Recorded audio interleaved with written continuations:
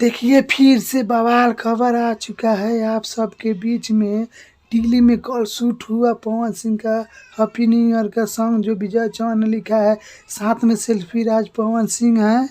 पवन सिंह ने चल दिए हैं अपने पुराने अंदाज पे, अब रोकने वाले नहीं है।